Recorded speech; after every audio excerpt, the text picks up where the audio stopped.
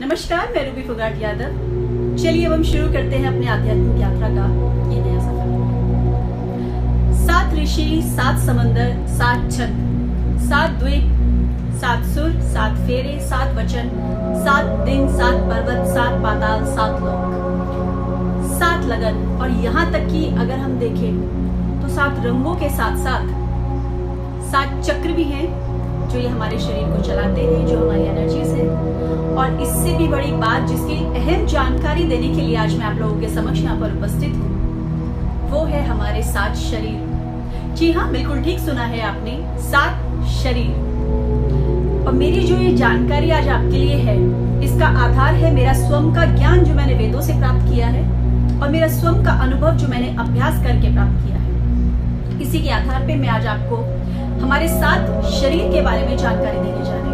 हमारे 7 शरीर में सबसे पहले आता है हमारा भौतिक शरीर, स्थूल शरीर, द फिजिकल बॉडी। दूसरे नंबर पर आता है भाव शरीर, एथरिक बॉडी। तीसरे नंबर पर आता है मनस शरीर, द मेंटल बॉडी। चौथे नंबर पर आता है हमारा सूक्ष्म शरीर, द एस्ट्रल बॉडी। पांचवें नंबर पर आता है आत्मिक शरीर, स्पिरिचुअल बॉडी। छठे नंबर पर आता है ब्रह्म शरीर, कॉस्मिक बॉडी। सातवें नंबर पर आता है निर्वाण शरीर, the nirvana body, the body of enlightenment. आत्मा को आत्मा से परमात्मा बनाने का जो हमारा शरीर है वो सबसे अंतिम शरीर निर्वाणा शरीर है। प्राचीन काल से ही 7 अंक का अपना ही बहुत महत्व रहा है। वेदों में ऋषियों ने हमारे प्रत्येक शरीर की जो उम्र हमारी निर्धारित की है वो 7 वर्ष है। उसी के हिसाब से जो हमारा भौतिक शरीर है, स्थूल शरीर है, द फिजिकल बॉडी, जो सबसे पहला शरीर है, उसकी जो हमारी विकसित होने की सीमा है वो है 1 वर्ष से लेकर 7 वर्ष तक। क्योंकि इसमें हमारी 5 कर्म इंद्रियां, आंख, नाक, कान, जीभ और त्वचा, ये सभी विकसित होने लगती है। तो इसीलिए ही इसका हमारा जो समय रखा गया है वो 1 वर्ष से 7 वर्ष रखा गया है। इन 7 वर्ष में हम खेल कूद के माध्यम से, खान पान के माध्यम से अपना रख रखाव करना सीख जाते हैं। और इसी के साथ साथ जब हमारे मन में भाव उत्पन्न होने लगते हैं, जब हमारे मन में खुशी, प्रसन्नता, दुख आदि के भाव आते हैं, तो इसका यह मतलब है कि हम अपने दूसरे शरीर में प्रवेश कर रहे हैं, जिसे हम एथरिक बॉडी कहते हैं, जिसे हम भाव शरीर कहते हैं। हमारा दूसरा शरीर भाव शरीर ट्रैवल करते हैं, इसके माध्यम से हम अपने शरीर के बाहर निकल जाते हैं और हम पूरे ब्रह्मांड का चक्कर लगा कर आते हैं।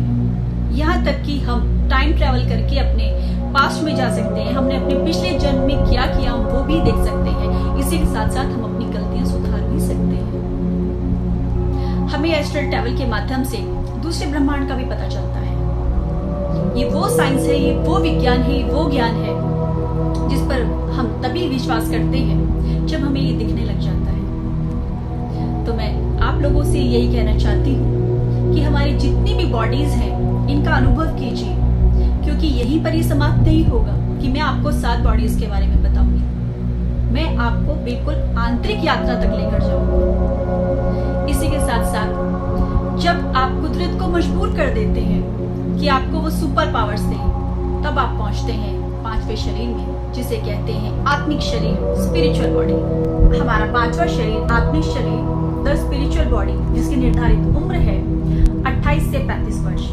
इस शरीर में हम अपनी बातों के, अपनी वाणी के इतने धनी हो जाते हैं कि हम जो भी लोगों को कहते हैं वो उनके दिल में उतर जाता है।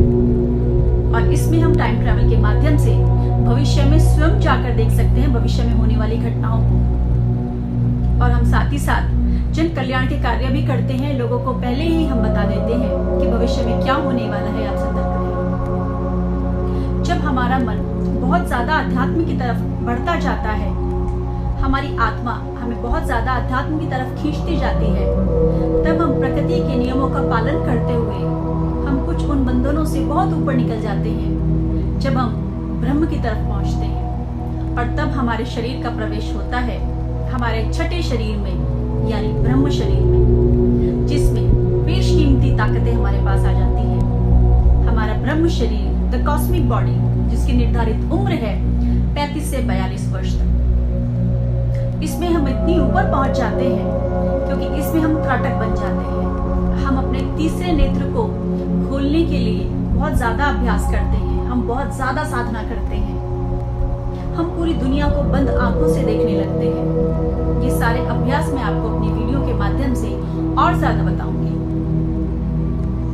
हम इतनी ऊपर अपनी आंतरिक यात्रा में पहुंच जाते हैं कि हम अपनी सारी एनर्जीज को इकट्ठा करके दिन रात साधना में लग जाते हैं, और हम जितनी भी ब्रह्मांड में ऊर्जा है, हम ये ऊर्जा अपने ऊपर प्रभावित करवाते हम लोगों में इस तरह से रहते हैं। ज्यादातर लोग अपनी पूरी उम्र अपने 3 शरीर के डेवलपमेंट में, इनको विकसित करने में ही लगा देते हैं। इसके आगे के शरीर के जो सफर है वो लोग तय ही नहीं कर पाते।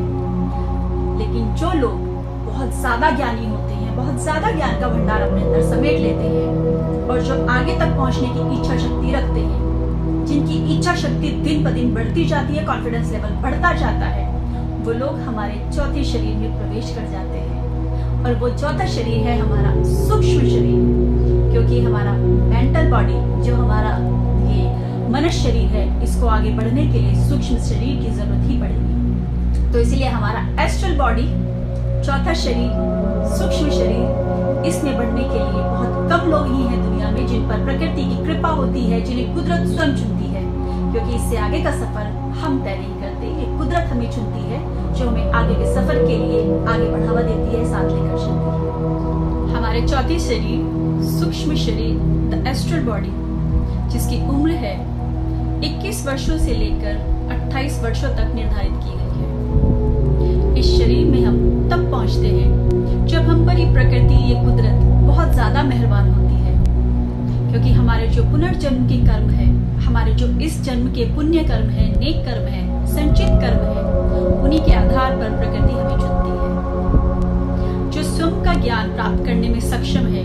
जो चाह रखता है कि हम अपना ज्ञान प्राप्त करें, अपने शरीर का ज्ञान प्राप्त करें, अपनी आत्मा का ज्ञान प्राप्त करें, उन्हीं लोगों को ये प्रकृति इस चौथे शरीर की तरफ लेकर जाती है। इस शरीर में जब हम प्रवेश करते हैं, तो प्रवेश करने के बाद हमें विजन्स आने लगते हैं, इमेजिनेशंस आने लगते हैं, हम इमेजिन करने लगते हैं, हम अपने सपनों में देखने लगते हैं ऐसे ऐसे दृश्य जो हमने कभी जीवन में पहले नहीं देखे, लेकिन हम भविष्य की होने वाली घटनाओं को देखने लगते हैं। कभी कभी हम अजनबियों से मिलते हैं, लेकिन उनसे पहली बार मिलते ही हमें ऐसे लगने लगता है कि जैसे हम इन्हें पहले मिल चुके हैं। हमारे सामने ऐसी घटनाएं होती हैं जिन्हें देखकर हम ये समझते हैं कि ये तो हमने कहीं देखा है। तो ये सभी कारण बन जाते हैं हमारे सूक्ष्म शरीर में प्रवेश करने के। जब हम सूक्ष्म शरीर में होते हैं तो हमें ये अपने आप ही पता लगने लग जाता है कि भविष्य में क्या होने वाला है। यही वो शरीर है जिसके माध्यम से हम एस्ट्रल ट्रैवल करते हैं। एस्ट्रल ट्रैवल की मैं पूरी जानकारी आपको अगली वीडियोस में दूंगी। जब हम एस्ट्रल ट्रैवल करते हैं, इसके माध्यम से हम अपने शरीर के बाहर निकल जाते हैं और हम पूरे ब्रह्मांड का चक्कर लगा कर आते हैं। यहाँ तक कि हम टाइम ट्रैवल करके अपने पास्ट में जा सकते हैं। हमने अपने निर्धारित की गई है, लेकिन बचपन से ही हमारा एक्टिव रहता है। अगर 7 वर्ष से 14 वर्ष की समय सीमा में हम अपने आप को, जो हमारे मन में भाव उत्पन्न होते हैं, उन सभी को पहचानने लगते हैं। सुख, दुख, करुणा, दया का भाव, पीड़ा, दुख, दर्द, तकलीफ, हम दूसरों की समस्या, परेशानी को भी धीरे धीरे समझने लगते हैं। इसी के साथ साथ हमारी जो 5 कर्म इंद्रियां हैं, वो ज्ञान इंद्रियों में तब्दील होने लगती है। हमें आंखों से, इनकी दृष्टि के द्वारा पता चल जाता है कि अच्छा क्या है, बुरा क्या है। कानों से हम सुन सकते हैं, अच्छा सुने, बुरा सुने। जीवा से हम अपनी वाणी का इस्तेमाल करते हुए मीठा या कड़वा बोल सकते हैं। नाक से हम गंध की पहचान कर सकते हैं, और त्वचा हमारी सर्द गर्म का हमें एहसास कराती है। तो हमारी सारी इंद्रियां सही काम करती हैं इस समय पर। इसी के साथ साथ हमारा जो पहला शरीर है वो भी बढ़ता रहता है, हमारा जो दूसरा शरीर है वो भी बढ़ता रहता है। हमारा हर एक शरीर इसमें एड ऑन होता जाता है। जब हम पुराने समय में देखते हैं, तो जिस समय पर लोग अपने अंदर के विचारों पर कंट्रोल करते हैं, वही सही समय होता है जब प्रकृति हमारा परीक्षा लेती है। वही सही समय है जब प्रकृति हमें आजमाती है। तो इसमें हमें अपने भावों पर नियंत्रण रखते हुए अपने तीसरे शरीर की ओर प्रवेश करना चाहिए। हमारा तीसरा शरीर है मनुष्य शरीर, जो सबसे बड़ा शरीर है। बड़ा कहने का मेरा ये मतलब है कि जिसके अंदर ज्ञान का भंडार है, मेंटल बॉडी। हमारा तीसरा शरीर मनुष्य शरीर, द मेंटल बॉडी, 14 वर्षों से लेकर 21 वर्षों तक की उम्र सीमा इसकी निर्धारित की गई है। हमारे इस शरीर के अंदर हम अपनी सभी हमारी इच्छाओं को पूरा कर लेना चाहते हैं। हमारे जितनी डिजायर्स हैं, एम्बिशंस हैं, अपने जीवन में जो भी लक्ष्य प्राप्त करना चाहते हैं वो हम सभी इसी उम्र में सपने देखते हैं और उन्हें पूरा कर लेना चाहते हैं। ये हमारा वो शरीर है जिसमें अधिकतर लोग इस दुनिया के मेजॉरिटी ऑफ द पीपल वो पहुंच जाते हैं, ज्यादातर लोग पहुंच जाते हैं। और इस शरीर के हमारे जितने भी समय है वो पूरी जीवन ही हम लगा देते हैं कि हम उसमें ज्यादा से ज्यादा ज्ञान प्राप्त करें, ज्यादा से ज्यादा ज्ञान बांटें। इस शरीर के लोग बहुत शिक्षित होते हैं, बहुत ज्यादा ज्ञानी होते हैं और वो पूरी दुनिया का खजाना समेट लेना चाहते हैं, ज्ञान का भंडार ले लेना चाहते हैं। इसमें जो अपनी चरम सीमा तक पहुंच जाता है वो कहीं ना कहीं टेलीपैथी करना सीख जाता है, हिप्नोटाइज करना सीख जाता है, ब्रह्मांड के रहस्य को जान लेता है।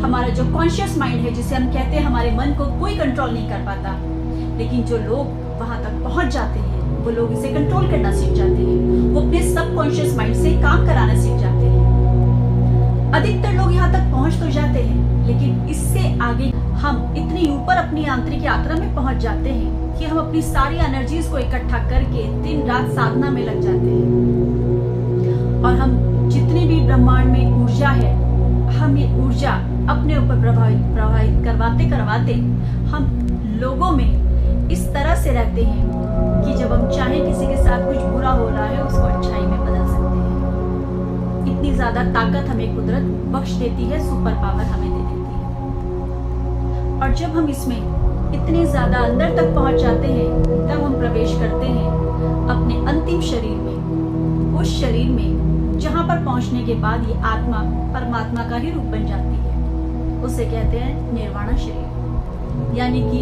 निर्वाण शरीर, द निर्वाण body, the body of enlightenment.